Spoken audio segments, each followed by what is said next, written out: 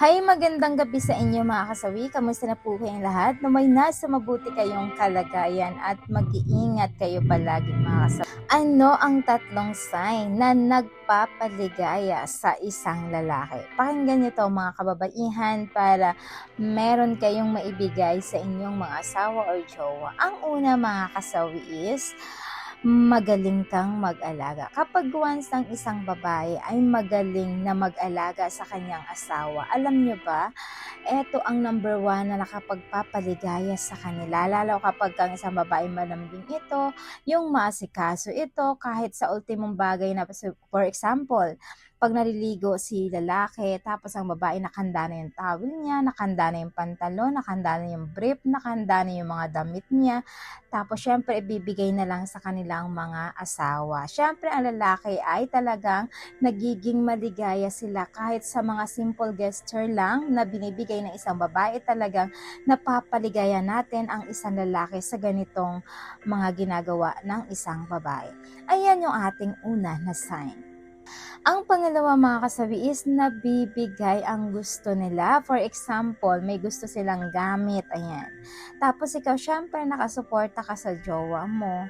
Kung ano yung mga gusto nila, tinatanong mo. Tapos syempre, 'di ba may mga bagay kasi na gustong-gusto nila. For example, bola, ayan.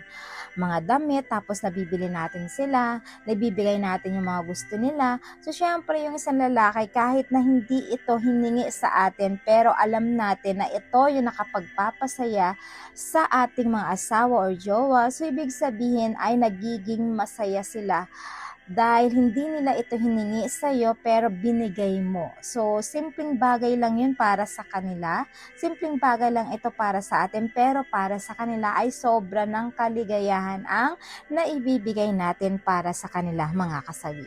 Ayan yung ating pangalawa na sign. Ang pangatlo, syempre, alam niyo na yan mga girls, jugjog. Kapag kang isang lalaki ay humingi ito sa kanilang mga misis or jowa, tapos na pagbibigyan natin sila ng ganito, alam niyo ba mas gustong gusto yan ng mga kalalakihan. Syempre naman, di ba, sabi nga nila, ang jugjog ay isa sa pinaka-importante sa mag-asawa na nakapagpapaligaya sa kanila nang hindi ito nababayaran ng katumbas na anong halaga. Kasi kapag mahal nyo ang isa't isa, sobrang sarap sa pakiramdam kapag once na kayo ay nanagjujugan, kasi napaka-importanting moment yan ng mag-asawa, intimate moment mga kasawi. Kaya kapag once na nabibigyan natin sila ng ganito, alam nyo ba, sobra silang nasisiyahan at napapaligayan natin sila.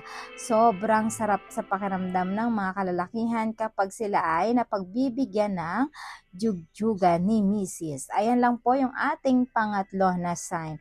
At syempre, hindi mawawala yung advice sa topic nito. Lagi niyong tatandaan sa mga kababaihan. Lagi natin na dapat alamin kung ano ang nakapagpapaligaya sa ating mga mister or jowa, kasi napaka-importante yon para naman sa simpleng bagay ay napapasaya natin sila, nabibigyan natin sila ng ganito. Kasi alam niyo ba kung bakit? Kasi mas na-appreciate ng isang lalaki yon. At hindi lang yon, nagiging puntos yon ng mga kababaihan kapag once na nabibigyan natin si mister at napapaligaya natin si mister ng ganito, kahit maliit or malaking bagay yan. Kasi mas na-appreciate nila at hindi nila yung nakakalimutan mga kasawi kapag ganito ang ginagawa ni Mrs. kay mister. So yun lang po mga kasawi yung aking advice. Maraming salamat po sa patuloy na pagsuporta niyo sa akin, sa walang sawang pag-share at pag-comment. Sa mga hindi pa po nakapag-subscribe mga kasawi, pwede na kayo mag-subscribe, pwede na rin kayo mag-follow para updated kayo sa topic ko araw-araw. Magandang gabi.